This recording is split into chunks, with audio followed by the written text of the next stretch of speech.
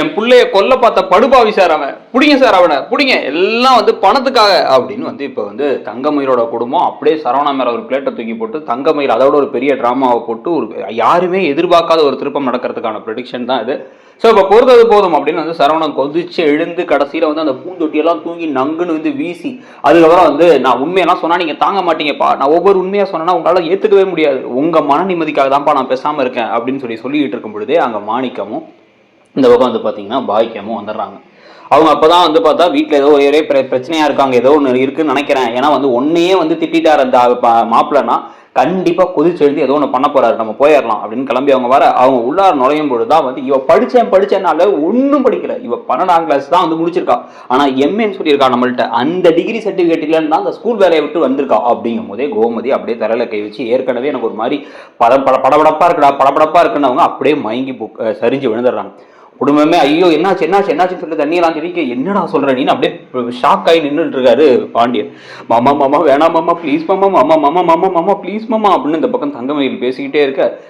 பேசாம இவ்வளோ விஷயத்த பண்ணிட்டோம், என்ன ஒரு நடிப்பு உனக்கு, நான் மனசுலேயே வச்சு இந்த குடும்பத்துக்காக தாங்கிக்கிறேன், இந்த குடும்பத்துக்காக ஏத்துக்கிறேன்னு டிராமா போடுற நீ அப்படிங்கும் போதே வாங்க நீங்களும் வந்துட்டீங்களா அப்படின்னு அவங்க மாமாவும் அத்தையும் பார்த்து உள்ள வாங்க எல்லாத்தையும் சேர்த்து மொத்தமா கட்டி விட்டுறலாம் அப்படின்ட்டு இந்த வந்திருக்காரு பெரிய மனுஷன் மாணிக்கம். என்னுடைய மாமன் நாறு, அந்த மாமன் நாரை நான் தப்பா பேசிட்டேன், கடையை விட்டு போக சொல்லிட்டேன், மரியாதை இல்லாமல் நடந்துகிட்டே தானே ஓவரா பேசுனீங்க, கடற்கல்லால இருந்து பணம் திருட்டு போச்சு, அது இடத்துல வந்து நீங்க கதிரா இருக்கும் பழனி வேளா இருக்கும்னு திட்டினீங்களே, அதெல்லாம் யாரும் இல்லை. என்னுடைய மாமனார் ரொம்ப வயசான வந்து ரொம்ப மரியாதைக்குரிய ஒரு ஆள் இருக்காரு, அவர் பண்ண வேலை தான் அது அப்படிங்க உடனே ஷாக் ஆகி திரும்பி பார்க்குறாரு இந்த பக்கம் பாண்டியன்.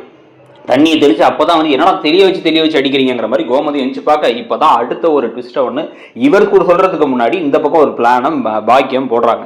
ஓகே, இது நம்மளுக்கு சாதகமாக வரல, நம்ம பொண்ணை இங்கே இருக்க வைக்கணும், வீட்டுக்கு கூட்டு போகக்கூடாது, அப்போ ஒரு விஷயம் பண்ணணும் அப்படின்ட்டு வந்து அப்படியே தங்கமயில் கிட்டக்க போய் நிற்க ஆரம்பிக்கும் பொழுதே வந்து இதெல்லாம் உண்மையாடி என்னடா சொல்ற, என்னால் தாங்கிக்க முடியலடா அப்படின்னு பக்கம் கோமதி சொல்ல, இது ஒன்று தானமா நீங்கள் கேட்டீங்க, இன்னும் கேளுங்க. இவன் அதுக்கப்புறம் திருப்பி அந்த ஸ்கூல் வேலையில நின்று வேற ஒரு வேலைக்கு போனாலே, என்ன வேலைக்கு தெரியுமா போனா, சர்வர் வேலைக்கு போனான். கடைசியில் பாஸ்போர்ட் ஆஃபீஸு விசா ஆஃபீஸுன்னா எங்கேயும் போல. அவள் போனது ஒரு ஹோட்டலில் சர்வர் வேலை பார்த்து பிளேட் எடுத்து வந்து வச்சுருந்தான். நான் தான் வந்து பார்த்து அப்போ கேள்வி கேட்டு கோவப்பட்டு முதல்ல வீட்டை விட்டு வெளில போ அப்படின்னு துரத்தி விட்டேன். வீட்டை விட்டு வெளில போன்னு துரத்தி விட்டேன்னா குழந்தை வயிற்று இருக்குன்னு போய் சொல்லி அவங்க அம்மாவோட சேர்த்து 2 பேரும் பிளான் பண்ணி இங்கே வீட்டுக்கு வந்து நமக்கு அப்படியே ஒரே குஷியாகி நம்ம கேட்கலாம் விட்டோமே, அதுவும் போய் தான் அப்படின்னா மாமா இல்லை மாமா அதெல்லாம் உண்மை மாமா அப்படின்னா சும்மா கதவிடாரு நிறுத்து அப்படின்ட்டு. இது மட்டும் இல்லப்பா, இவ என்னை விட 2 வயசு பெரியவ, அதனாலதான் ஆதார் கார்டை குடு நம்ம தான் கொடுக்காமலே இருந்திருக்கான். வயசு இப்போ பொய், படிப்பு பொய், அதுக்கப்புறம் வேலை பொய், குழந்தை பொய் அப்படிங்கும் போதே நகையும் பொய் அப்படிங்கிறாங்க இந்த பக்கம் ராஜி. ஷாக்காய் திரும்பி பார்த்தா அவங்க கொண்ட நகையும் பொய் மாமா, அது நாங்கள் சொல்லாமல் மனசுக்குள்ள வச்சுருந்தோம், அவங்க பாவம் ஏதோ ஒரு பொய் சொல்லி கல்யாணம் பண்ணியிருக்காங்கன்ட்டு. இவ்வளோ பெரிய ப்ராடக்டை அவங்க பண்ணியிருப்பாங்கன்னு நினைக்கல. அவங்க கொண்டு 80 பவுனில் 8 பவுன் தரம்பிச்சு எல்லாமே வந்து கவரிங்கா. அதனால தான் அது வந்து ஒவ்வொரு தடவை பேங்க்லேருந்து வரும்போது அவங்க ஒரு மாதிரி பயந்துக்கிட்டே இருப்பாங்க. அப்படிங்கும் போது அப்படியே கட்டுப்பாயிட்டாங்க கோமதி. டக்குனு இப்போ பாக்கியம் என்ன பண்ணுறாங்க, அவங்க அப்பா கிட்ட ஒரு கண்ணை காமிச்சு, மாணிக்கத்திட்ட ஒரு கண்ணை காமிச்சு தங்கமயிலிட்ட லைட்டாக ஒரு விஷயத்தை இதே வந்து காதில் சொல்கிறாங்க. சொல்லும் பொழுதே வந்து தங்கமயில் இன்னும் அட ஆரம்பிக்கிறாங்க, மாமா ப்ளீஸ் மாமா அது தெரியாமல் இதோ நடந்துருச்சு அப்படின்னு ரொம்ப அப்படியே ட்ராமா போட்டு நடிச்சுட்டே நடிச்சுட்டு இருக்கும் பொழுதே வந்து பார்த்தீங்க அப்படின்னா வந்து இந்த பக்கம் கோமதி செம கடுப்பாயிட்டான். கோமதி டக்குன்னு போய் வந்து அப்படியே வந்து முடிய பிடிச்சி இந்த பக்கம் இழுத்து என்னடி நினைச்சிட்டு இருக்கோம் மனசுல, எல்லாமே பொய் சொல்லி கல்யாணம் பண்ணி இருந்திருக்க, அதுல வேற வந்து அவனுக்கு வேற பிள்ளையோட தொடர்பு இருக்கலான்னு வேற என்கிட்டயே பேசினேன், ஒவ்வொரு தடவையும் அவர் இப்படி நடந்துக்கிறான்னு பைய தூக்கிட்டு இருந்திருக்க, என் புள்ள இதை சொன்னா நாங்க தாங்கிக்க மாட்டோம்னு வெளில சொல்லாம இருந்திருக்காண்டி, ஆனா அவன் மேல நீ பழி போட பாத்துருக்க அப்படின்னு சொல்லிட்டு வந்து அப்படியே வந்து இந்த பக்கம் பலான்னு அரையும் பொழுதே வந்து இந்த லைட்டா அடிச்சா அந்த ரொம்ப அப்படி சுத்தி போய் விடுவாங்கல்ல, அந்த மாதிரி ஒரு விஷயத்தை இப்ப பிளான் பண்றாங்க தங்கமயில். இப்படி வந்து இப்படி கோமதி வந்து இப்ப அடிக்க வராங்க, இப்படி அப்படியே இவங்க அப்படியே லைட்டா பின்னாடி போயிட்டு இருந்து அவங்க டக்குன்னு போயிட்டு வந்து சரவணனை போயிட்டு மாமா நான் போக மாட்டேன் மாமா நான் இங்கதான் இருப்பேன் அப்படின்னு வந்து இப்ப சரவணனை போய் கட்டி பிடிக்க போகும்போது அவர் கடுப்பா ஏச்சிப்ப அப்படின்னு தள்ளி விடுனா அப்படியே ரோலிங்ல போய் அப்படி உருண்டு போய் அந்த டெஸ்க்ல போயிட்டு அந்த பூந்தொட்டிலாம் வச்சு ஒரு டெஸ்க் ஒன்று இருக்குல்ல அந்த டேபிள்ல போயிட்டு முட்டிக்கிறாங்க. முட்டி அப்படியே மயங்கி விடலாம் வந்து கண்ணை இருக்க முடிக்கிறாங்க. அப்படியே வந்து மாணிக்கத்தை பார்த்து பாக்கியம் தலையை மட்டும் அசைக்க டக்குன்னு ஐயோ என் பிள்ளைய கொல்ல பாக்குறானுங்களே, கொண்டுட்டானுங்களான்னு தெரியலையேங்கிற மாதிரி போய் அப்படியே மேல விழுந்து அப்படியே வந்து தேம்பி அழ ஆரம்பிக்க ஒண்ணு எல்லாரும் ஷாக்ல பாக்குறாங்க. என்னாச்சுன்னு பாரு, நான் பாரு, அவ என்னமா ஆவிட்டு போறாடா, நான் ஜெயிலு கூட போறேன்டா, செத்தா சாப்பிட்டுண்டா அப்படிங்கிற மாதிரி இந்த பக்கம் சரவணன் பேசின உடனே நான் என்னன்னா நீ அப்படின்ட்டு டக்குன்னு போயிட்டு வந்து கதிர் தலையில கை வச்சு போய் டக்குன்னு வந்து ஆம்புலன்ஸ் வர வைக்கலான்னு பார்த்தா இவரோட காரை எடுத்து வந்தாரு. வாசல்ல இருந்து டக்குன்னு கார் எடுத்து வந்து தூக்குங்க அப்படின்னு சொல்லிட்டு அப்படியே ஹாஸ்பிட்டலுக்கு தூக்கிட்டு போக, என்னடா சரவணா சொல்ற இதெல்லாம் உண்மையாடா அப்படின்னா, அந்த குடும்பமே ஃப்ராடு குடும்பமா அப்படின்ட்டு வந்து பின்னாடி இன்னொரு கார்ல இவங்க போயிட்டே சொல்லிட்டு இருக்காங்க. சொல்லிட்டு இருக்கும் பொழுதே வந்து பாத்தீங்க அப்படின்னா வந்து இப்போ அப்படியே வந்து தங்கமீர் அப்படியே ஆக்சுவலாக அரை மயக்கத்தில் இருக்காங்க, இருந்தாலும் அப்படியே ஒரு நடிப்பு போட்டுருக்காங்க. ஆனால் தலையில் அடிபட்டு வீங்க வேற செஞ்சிருக்கு. ஒன்று அப்படியே கூட்டு போனதுக்கப்புறமா வந்து பார்த்தீங்கன்னா ஹாஸ்பிட்டலுக்கு போய் இவங்க இறங்கி உள்ளார போய் உங்களை அட்மிட் பண்ணும்பொழுதே வந்து பார்த்தா பின்னாடி பாக்கியமும் மாணிக்கமும் கூட ஒரு போலீஸ்காரரோட வராங்க.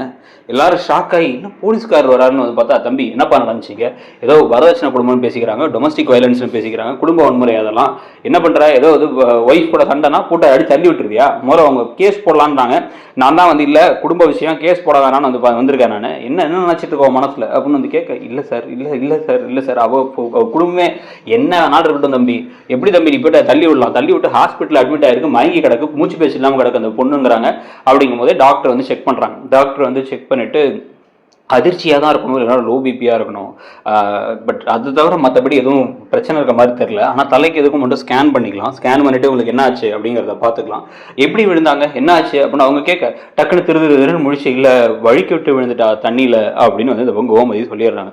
சொன்னவொடனே அப்படி வாக்கியம் பார்க்குறாங்க, பார்த்துக்க அப்படின்னு அவங்க டாக்டர் வெளில போனோன்னே உண்மையை சொல்கிறது எனக்கு ரொம்ப நேரம் ஆகாது சம்பந்தி அப்படிங்கும் போது, என்னைக்குடா நீங்கள் உண்மையை சொல்லியிருக்கீங்க, ஃப்ராடு குடும்பம் அப்படின்னு ரொம்ப கத்துனீங்கன்னா நாங்கள் தான் கேஸ் போட்டு கடைசியில் உங்கள் பையன் தான் உள்ளே போவோம் அப்படிங்கிற மாதிரி பேசினோடனே அவங்க ஷாக் ஆயிடுறாங்க. ஷாக் ஆகும் பொழுதே இந்த பக்கம் போலீஸ்காரர் வேற என்ன பண்றாரு அப்படின்னா, திருப்பி உள்ளார வந்துட்டு சரி அந்த பொண்ணுக்கு எதுவும் இல்லைங்கிறாங்க, அதனால நான் அவங்களை விடுறேன், இப்போ கூட நான் சொன்னேன் எஃப்ஐஆர் ஃபைல் பண்ணா வந்து தேவையில்லாம குடும்பத்துக்குள்ள பிரச்சனை தான் வரும், ஒழுங்கா வச்சு வாடுற வெளியே பாரு தம்பி, வரதட்சணைன்னு பேராசைப்படாது, உனக்கு கை இருக்குல்ல நீ உழைச்சி சாப்பிடு அப்படின்னா, ஐயோ அது இல்லை சார் விஷயம் அப்படின்னு, ஏன் தம்பி என்கிட்ட குரலை வசதி பேசாது, முதல்ல வந்து அப்படியே உட்காந்து ஒழுங்கா வந்து இனிமேல் பொண்டாட்டி எப்படி கவனிச்சுக்காதுங்கிறத யோசி, எதையாச்சும் ஒன்று பண்றேன்னு தெரிஞ்சா அப்புறம் நான் திருப்பி வருவேன், ஞாபகத்தை வச்சுக்கோ, அப்புறம் வந்து இந்த தடவை எஃப்ஐஆர் போடாமல் இருக்க மாதிரிலாம் இருக்க மாட்டேன், நேராக கூட்டு போயிடுவேன், குடும்பத்தோட எல்லாரும் வந்துருவீங்க அப்படின்னு கூட்டு போக, சரி சார் ஏதாச்சும் சொல்லணும்னா நாங்க சொல்றோம் அப்படிங்கிறாங்க. இந்த பக்கம் பாக்கியம் சொல்லிட்டு என் பொண்ணு அங்கதான் இருப்பா, ஏதோ என்ன சும்மா ஒரு 2-3 பொய் சொல்லி கல்யாணம் பண்ணோம் அவ்வளவுதானே, அதுக்காகலாம் கூட்டரெல்லாம் எங்க வீட்டுலாம் வச்சுக்க முடியாது, அவங்க எதா இருப்பா, நீங்க பண்றதா பண்ணிக்கோங்க அப்படின்னு சொல்லிட்டு போக,